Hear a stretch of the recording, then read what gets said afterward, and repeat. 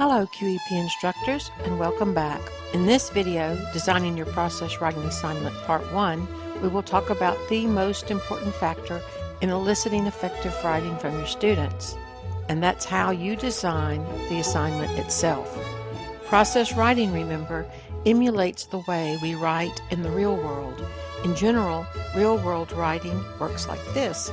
First of all, we have a specific purpose in mind when we write, and the more important that purpose is to us, the more invested we are in the final product. In the real world, then, we know why we're writing, and we also know to whom we are writing. We think hard about that audience. We decide what tone to use with the person or group. We know how formal or informal to be. We know what types of arguments are more likely to be effective, and we know what to avoid, even before we begin to write. We may talk to coworkers, friends and family, our peers, as we flesh out what we want to say. Once we've put something on paper, we ask our peers to look over it in the most informal way.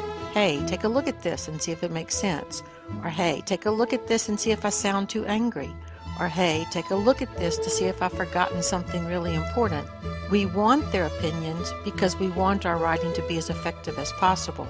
So we seriously consider what they say. Maybe, as it turns out, they are off base, in which case we smile and thank our peers and then just ignore what they said. But usually something they say will resonate with us, so we revise what we've written. We add points, we rearrange our points, we change ambiguous wording, we tone something down, or we make something else more forceful. Then we put our writing down for a while and come back to it when we're fresh. If, in the meantime, a new idea pops into our minds, we go back to our writing and add the new thought. When we come back to it cold, we read over it objectively. Does it say exactly what I wanted it to say? If not, we revise. If we just can't get it to say what we want, we ask for help. Once we're happy with the content, we go over it again for grammatical changes. And we might ask someone else to read it at this point too. When we're finally satisfied, we read over it again, this time to make sure there aren't any typos or mistakes. Then and only then we publish our final product. And by publish I mean we send an email to the boss, say, justifying our request for additional funding. We send a letter to the editor explaining how the newspaper misrepresented an important issue in our area. We send a complaint to City Hall, requesting that they fix a problem. And we do this knowing that what we send represents the most effective version of what we wanted to communicate. If you think about it, writing in the classroom is hardly ever like this. For one thing, it is almost always artificial.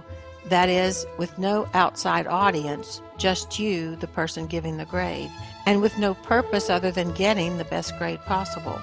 Sometimes there's a timed element to it.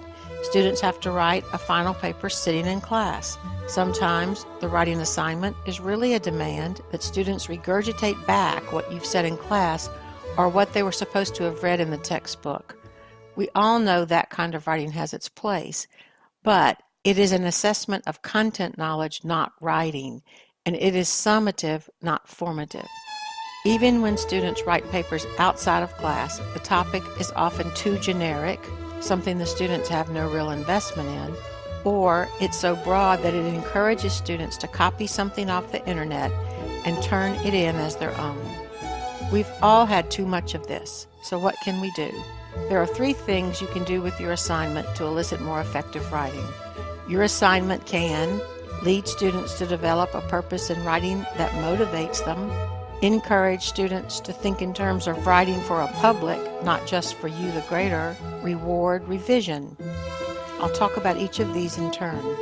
Number 1, your assignment should be designed so that students will develop a self-motivating purpose. This is where your writing to learn activities come in. From the beginning of the semester, these activities have trained students to ask questions, to explore, and to engage in intellectual play. When you approach the time to assign the process writing paper, you may want to focus your writing to learn activities so that they begin to nudge students toward thinking in this exploratory way about the course content that their process writing papers will address. For example, let's say you are teaching a course on the ethics of your discipline.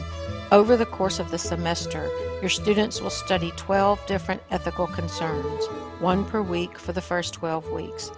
Each week, they read a few professional articles explaining the complexities of that week's ethical issue.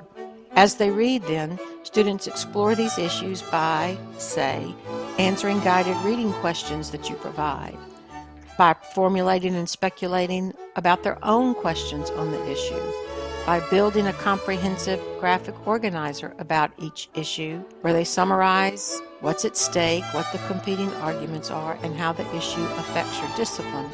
Shortly after midterm, they will have written and speculated about 6 or 7 issues.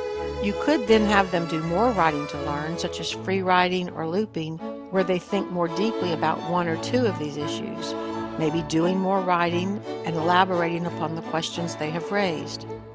By this time, they've had the chance to develop at least one question they're motivated to pursue.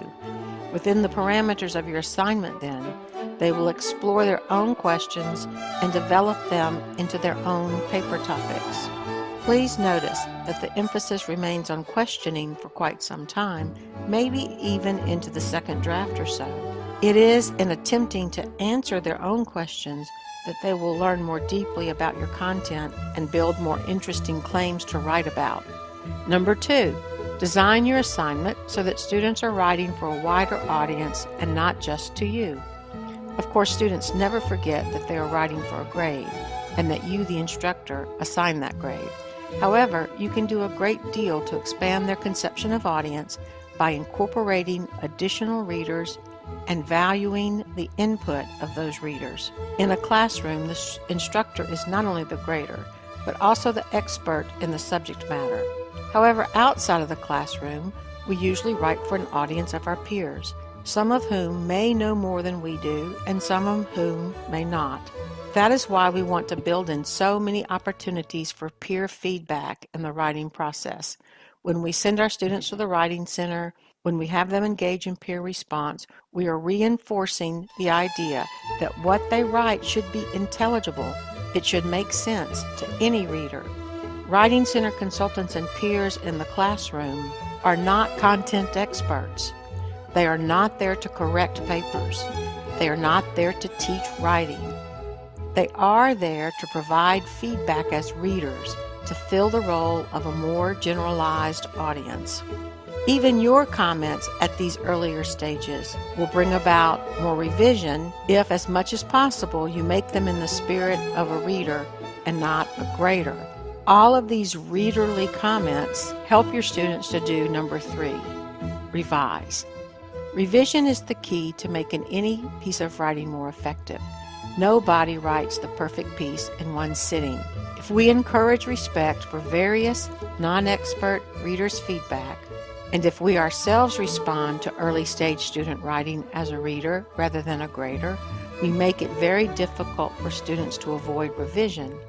Furthermore, if we award some sort of grade for doing these intermediate steps, the process itself becomes an important part of the final grade.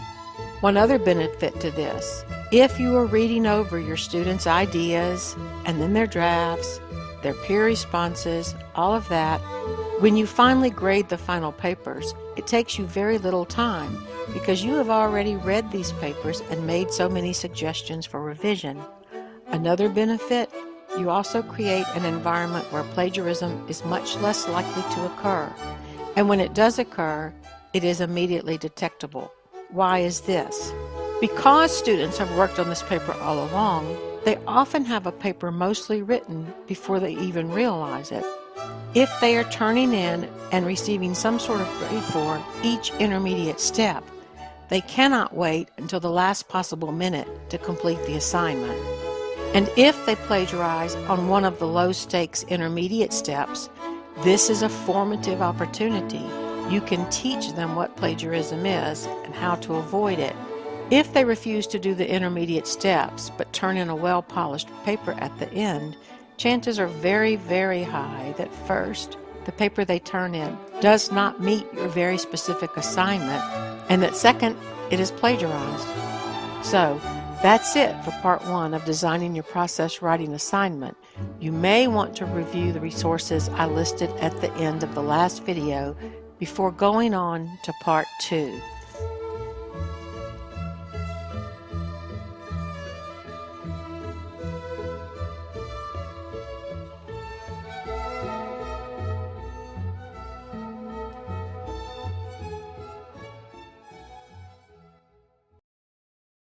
Created using Powtoon.